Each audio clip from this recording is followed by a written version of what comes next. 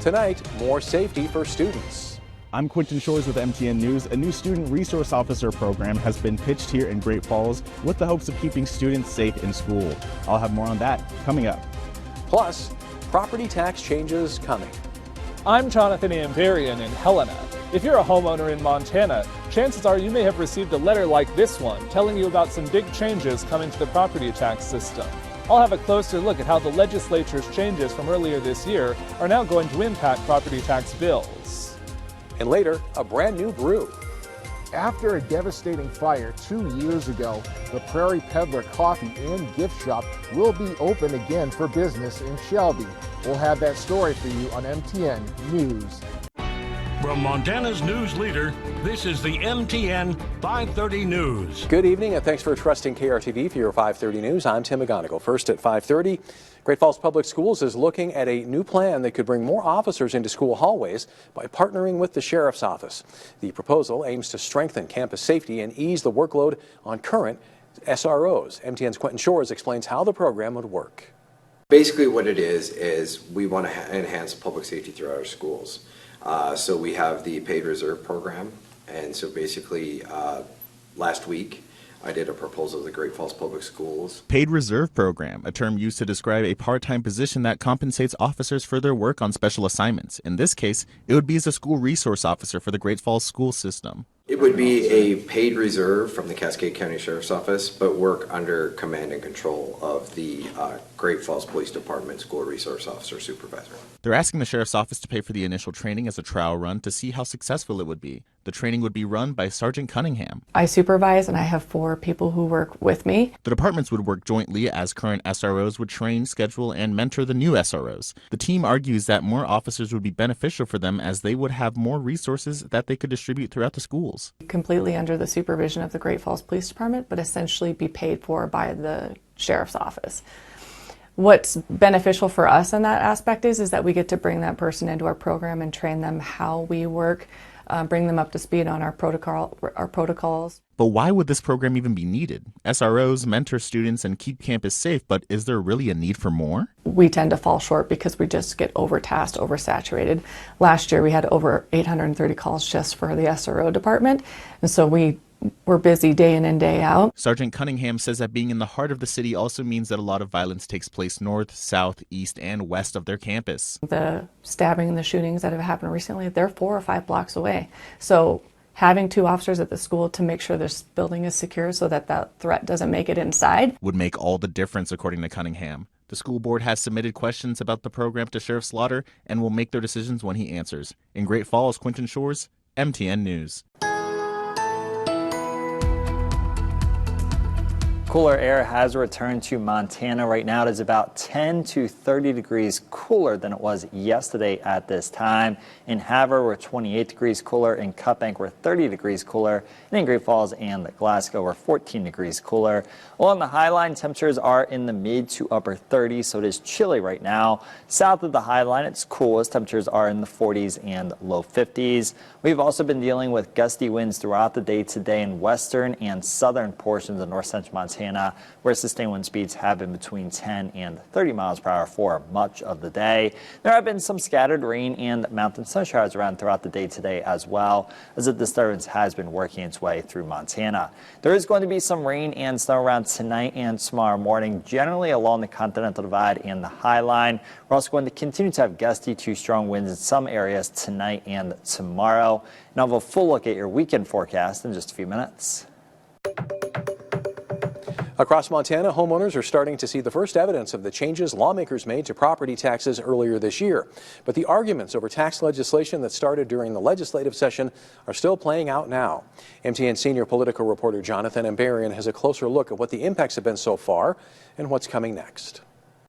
After 4 months of discussion and debate at the Montana legislature, lawmakers eventually rolled out a pair of bills that completely reshaped Montana's property tax rates. This year, the new rates are graduated, so homes worth more pay a higher rate. Governor Greg Gianforte and his allies have praised the impacts of the new system. The governor's office shared statistics this week from the Montana Department of Revenue, saying about 80% of Montana homes will see their property tax cut, and another 10% will remain flat. The median house in every area is lower, so It is doing on residential what it meant to do. Representative Lou Jones, a Republican from Conrad, was one of the main backers of the legislature's property tax reform. He says without the changes, an even bigger share of the property tax burden would have landed on residences. In particular, the upper end residential, and in certain portions of the state, the market value went up and continued to increase. So, yeah, the pull onto residential from the other classes would have generally continued.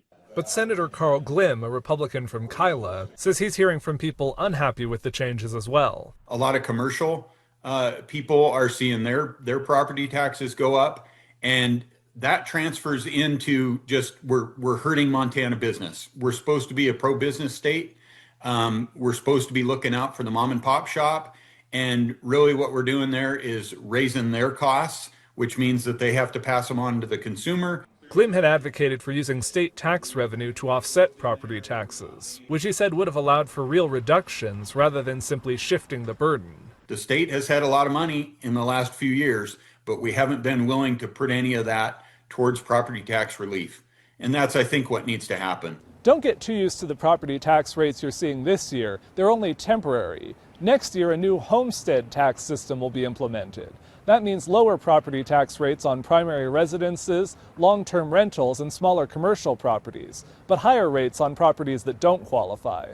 You will need to apply in order to receive the homestead rate, but many homeowners will have received letters like this one in the last month, saying they're automatically qualified to receive the homestead rate if they received the tax rebate on primary residences earlier this year. Jones says he expects most people who qualify for the homestead exemption on their home will get automatically enrolled, but those who don't, as well as people with long-term rentals, will need to apply starting December 1st. In Helena, Jonathan Amberian, MTN News.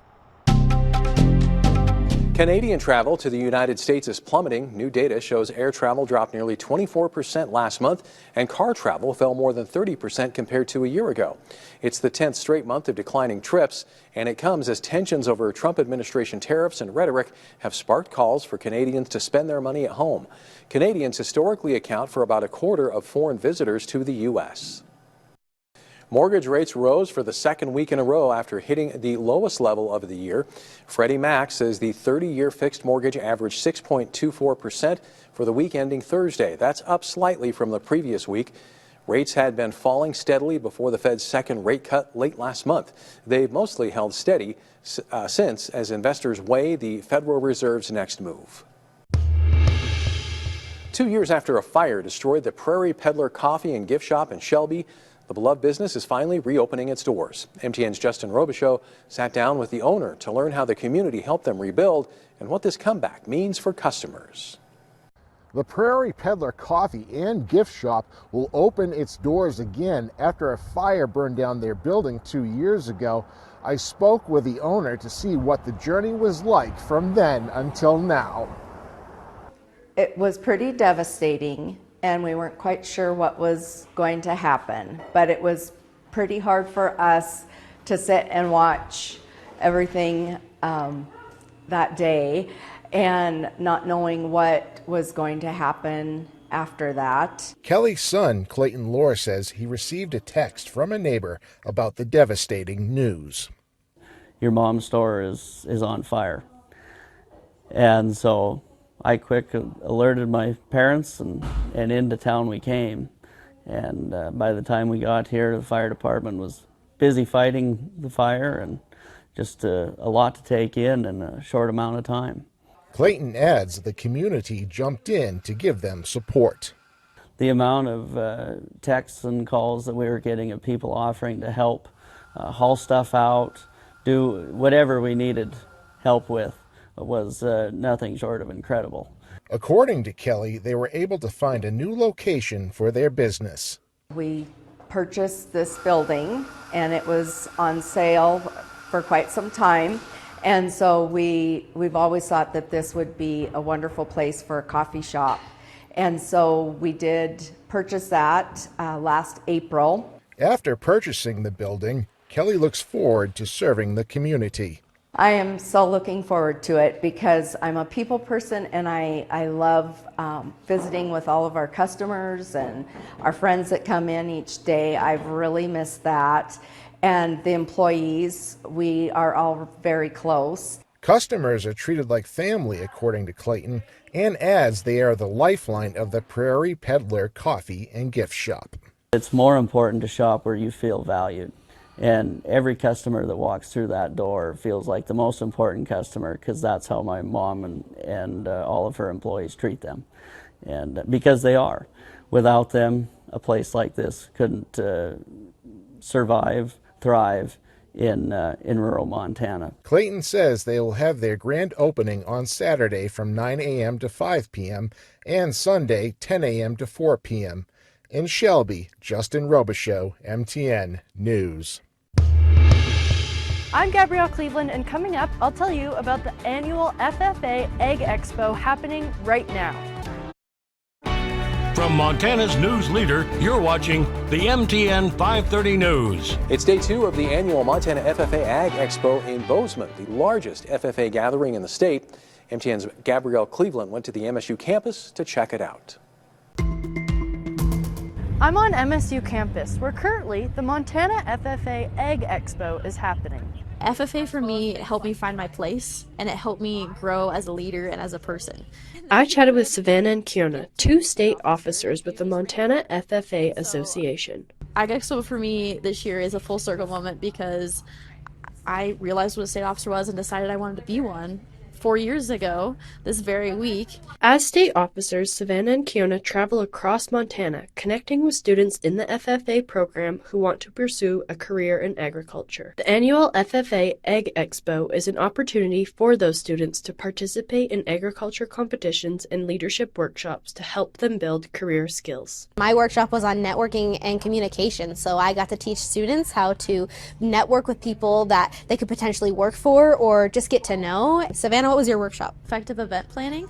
And so it helped teach some 5 very basic pillars of event planning. Kiona and Savannah both come from agriculture backgrounds. Savannah is a freshman at MSU studying animal sciences, and Kiona wants to pursue a career in cattle production. So I asked them what their favorite part of the agriculture industry is. If you ask anybody in agriculture for a ride or for some help, you're most likely going to get it because we're just a bunch of caring people who want to make sure that we can take care of everybody as much as possible. I also chatted with FFA's Director of Operations, Kurt Robbins. Agriculture is a huge staple in Montana. It's important that we have these students being part of that and carrying that forward. Robbins has been involved with FFA for the past 45 years. He started as a high school student in the program. Back there, we only had about 1,200 members in the state. Now we've got close to 7,000. More than 30 competitive events will take place on campus and at the fairgrounds. And a variety of career workshops as well, like the one Savannah and Kiona hosted. I would say